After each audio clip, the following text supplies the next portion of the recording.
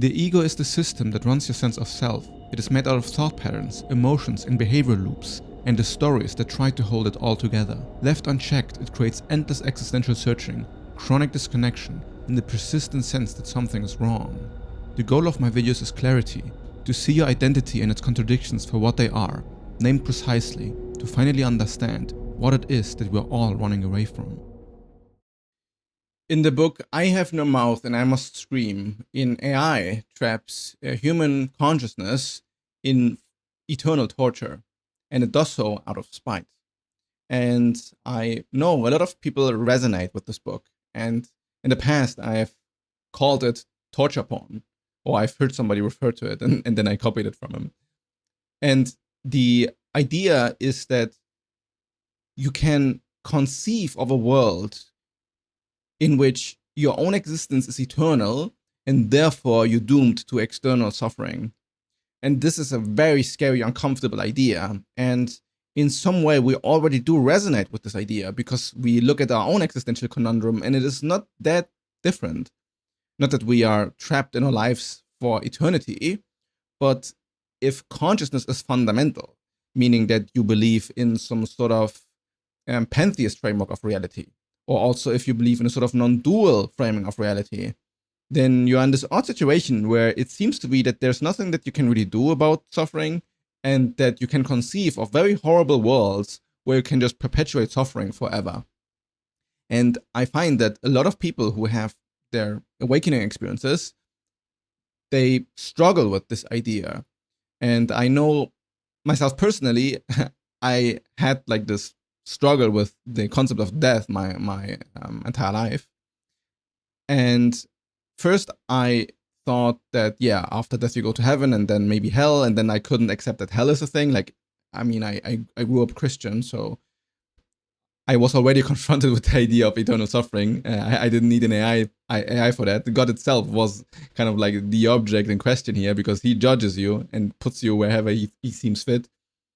And from there, I thought that, yeah, the idea of hell seemed extremely, extremely unfair to me. And then I was kind of scared that what if I die and go to hell? And then when I grew older, I stopped believing in God, and then I stopped believing in religion, and I became very atheist-minded, and then I didn't believe in afterlife at all anymore. And it was kind of a relief, like, okay, cool. You don't have to worry about none of this. You just die, and then there's nothing, and then that's that, right? Very satisfying, very calm for a while.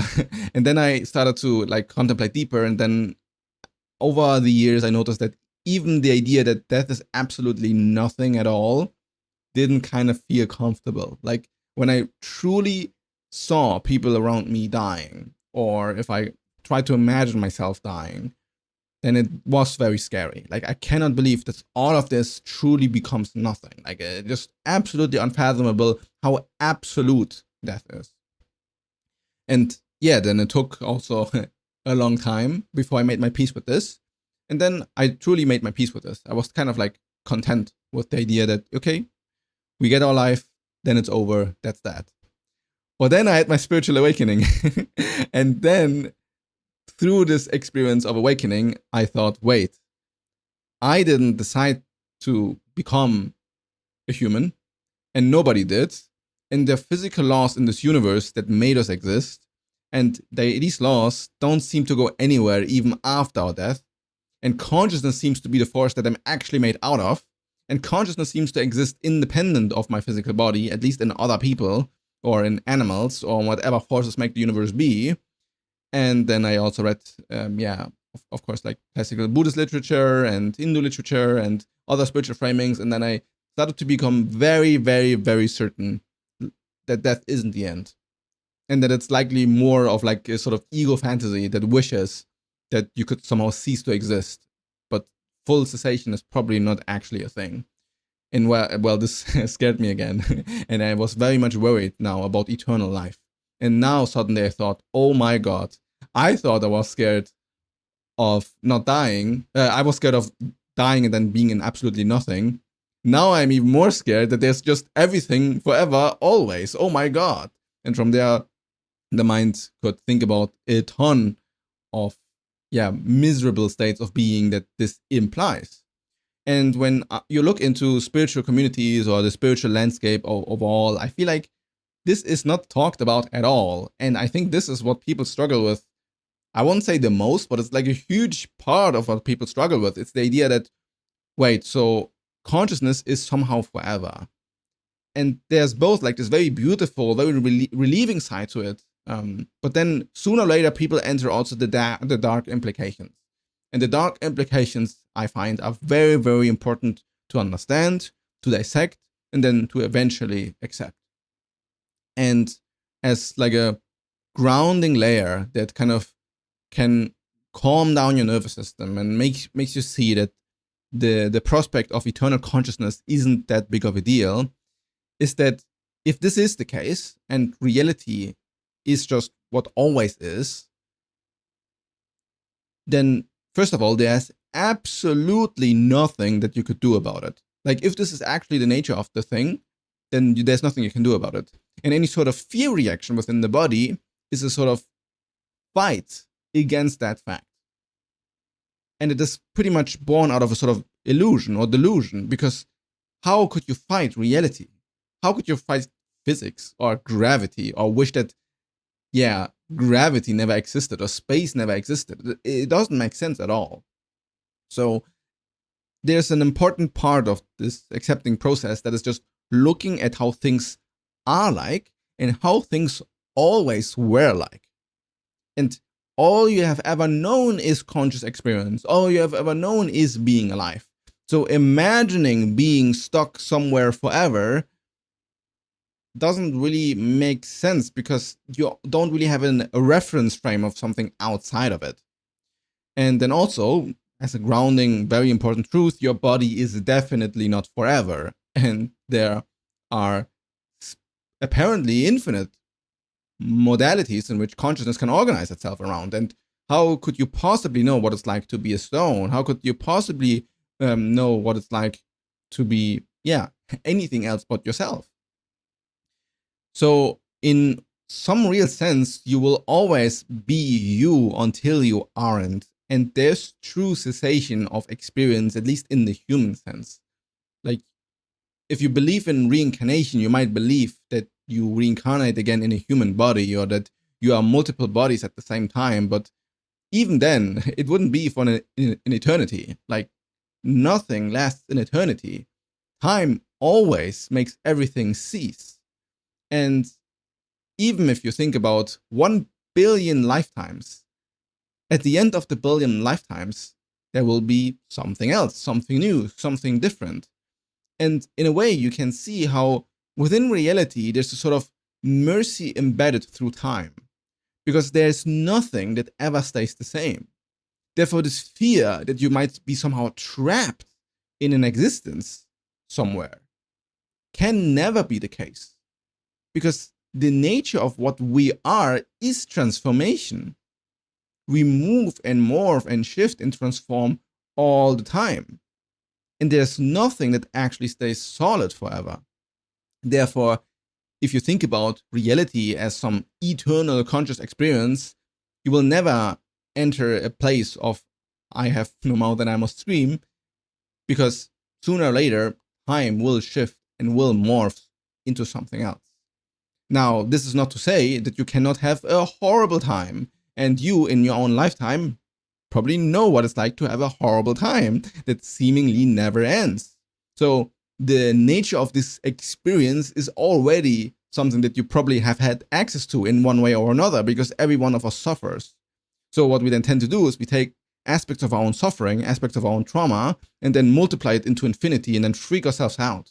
But that's absolutely not necessary. You already carry the cosmos inside of you. You already know what I'm talking about. You already know what it's like to feel pain and not want to be in pain. And this is part of what we are. And therefore, it is not very, logical or useful to keep focusing on the aspect that you don't want to be like. Like, if you don't want to be in pain, if you don't want to suffer, if you want conscious experience to be more pleasant, if you want other conscious experiences to be more pleasant, if you want to make the world a better place, then there's a clear pull that moves every one of us towards that. And it is my belief that all consciousness in all life forms organize itself towards a better future in one way or another, even if sometimes it takes, the dark ages for humanity to realize that their ignorance doesn't really lead them into growth and prosperity. So non-duality, though, does imply that consciousness is pretty much forever, and that there's no outside of existence and no outside of reality. And it collapses the duality between existence and non-existence and makes it into one, which is why it's called non-duality. All sort of dualities don't really exist, and they all boil down to just presence or conscious experience or here-ness or nowness. And in this nowness, well, everything can emerge and will emerge, or already has emerged, if you believe in like the block universe, for example. I find a lot of existential fear really gets generated by the ego dissolving into the sense of oneness and then imagining all the terrible implications that this has for the potential of reality. But you will always freak yourself out if you're scared of your own potential. Like if you are scared of your own potential, then you will always come up with some wild scenario in which everything is awful. And to look at this instinct to see how bad things can really get is also the sort of wisdom that tells you what it is that we're actually here to do and what we actually want to create, and that the drive towards well-being and a better humanity is truly meaningful because of that fact. There's no nihilism in that sense. Like, things truly do matter because things are real, and there's nothing outside of real. And you can even say that, the distinction between real and unreal is meaningless in the face of experience. All hallucination also exists as a hallucination, and therefore it does matter. And if you say it doesn't matter, then you can appeal to the fact that it's just a hallucination and it's going to pass because nothing lasts forever.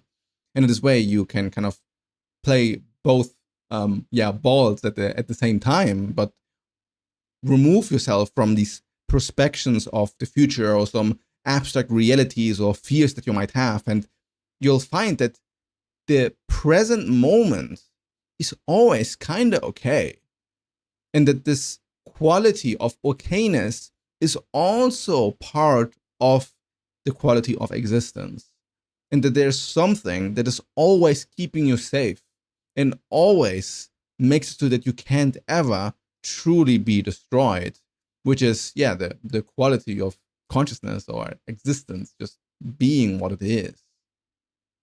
If you want help because you're currently stuck in a sort of ego identity that is causing you suffering, then check out my ego architecture audit and we can find the knot and liberate it.